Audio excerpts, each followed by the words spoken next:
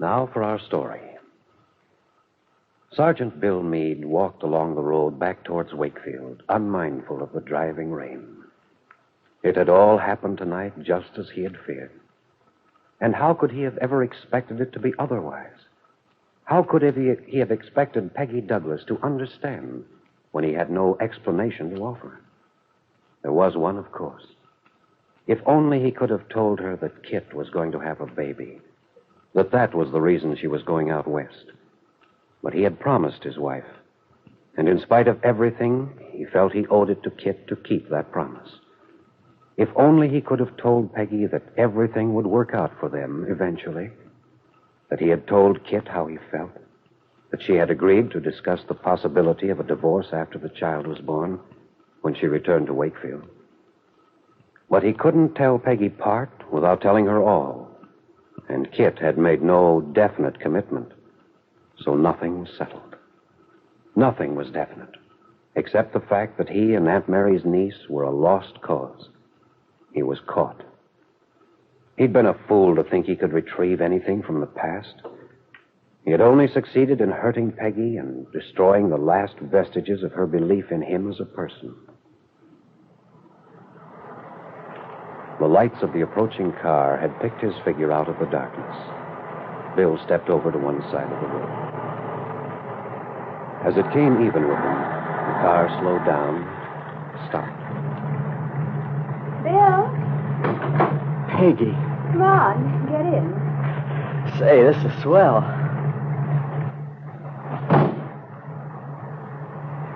I was afraid you would already have gotten a ride by now. No, there's not much traffic along here this time of night. I think there's a blanket in the back there. Well, thanks, but I'm okay. Oh, what are you doing going into town? I came after you. Well, that was sure nice of you, Peggy. Oh, I'm not doing this, Bill, just to get you out of the storm. Are you in a great hurry to get home? I mean, will Kit be worried? Oh, she wasn't expecting me at any particular time. Oh, good. Then I'll pull over here and park because I have to talk to you, Bill. Okay.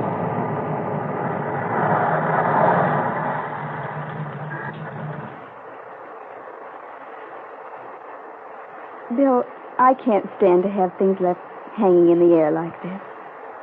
I've got to get it settled. I thought it was settled for you. You told me you were through. Yes, I know. Bill, did you mean the things you told me earlier? You really can't give me any explanation as to why things have turned out this way? I wish I could, Peggy, but I'm afraid there's not much I can add to what I've already said. Is that why you came after me? To give me another chance to explain? Oh, no. Though I do wish you could tell me why you can't explain. Yeah, I wish I could, too. But I'm sorry I said some of the things I did. Oh, I don't blame you. I was thinking about it walking along back there. What a prize fool I am. Thinking how I've imposed on you. Imposed? You know what I mean. After I found that letter you wrote me, the one Kit confiscated, I really hadn't any right to come rushing out to you. Why not? I don't know. Of course, I had every right. It's you I've always loved. I had to let you know that, Peggy. I had to tell you I wanted to get a divorce from Kit. Oh, what was wrong with that? There wouldn't have been anything wrong, only... Well, I should have waited. I was too hasty again. And I can't tell you why. Oh, I know how that looks to you. It looks as if I've changed my mind again. It did look that way to me, Bill, but not anymore. Do you mean that? Yes. And, well, maybe this is a great mistake, my coming after you tonight. I don't know, but... Well, it's something I have to do. I can't help it. After you left, Bill, I talked to Aunt Mary. Did you tell her? Yes, I told her everything. I suppose she thinks I'm a first-class heel. No. No, in a way, it's because of Aunt Mary that I'm here. Though she doesn't know it. She believes in you, Bill. She believes that you're honest. I'm trying to be. She believes there's a reason for all this. There is. And you can't tell me? No. No, I can't tell you. It's something I can't help. Peggy, it hasn't anything to do with the way I feel. Well, can you tell me this? Do you still feel the same way about me? Yes, I do. Peggy, it's just that I can't talk to you about Kit or the divorce, or I can't make any plans with you. I know that doesn't make sense. Frankly, it doesn't.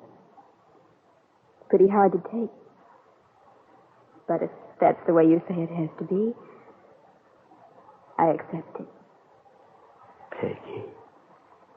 You see, after you left, I made a good many statements. I was going to forget you and, oh, well, you know, that sort of thing. It sounded very fine. It made sense until I was alone in my room.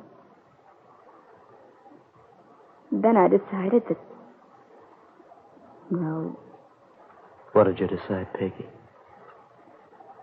Well, you see, I have to accept your proposition, Bill.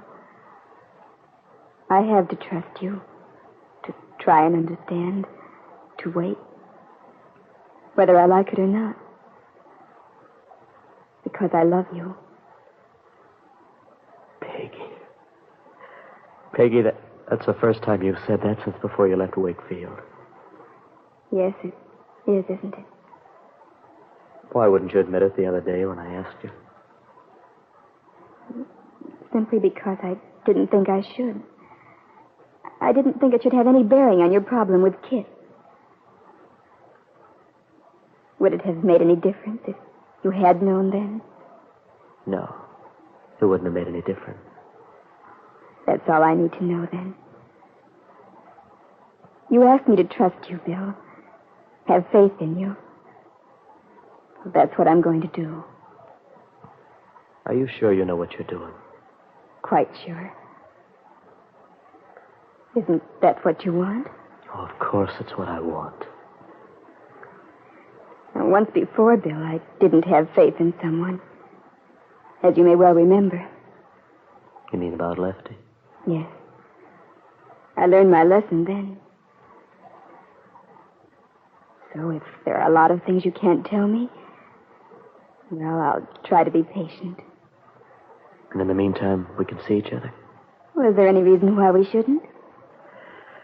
Oh, you don't know what it'll mean to me to be able to see you and talk to you. Most women would say they wouldn't see me till I got everything in the past all cleared up and out of the way. I know, but I can't do that. Peggy, this is what I've needed. If I could tell you everything, you'd understand how much this means to me. Well, it's not very much to do when you think of all that's in store for us eventually.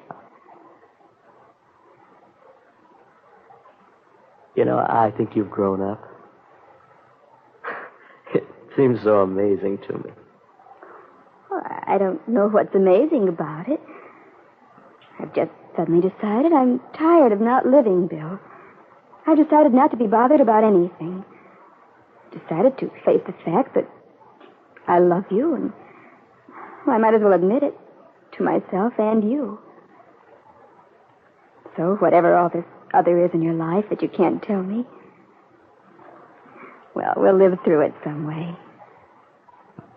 So I'll wait. Peggy, darling. No, don't. I won't. You won't disappoint me, will you, Bill? You can believe that I want all the things you do, and with all my heart. But I have to tell you this. What?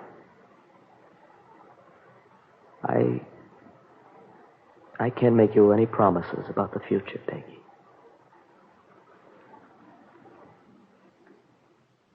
Bill's words made Peggy falter. There was an implication that if he made a promise, it might be broken. You're right to have faith in Bill, Peggy. It's justified. But with your youth and inexperience, you may be carrying it a little too far. Yes, I'm afraid you may well have reason to regret the agreement you've made tonight. Your decision to keep on seeing Bill while he's still married to Kit.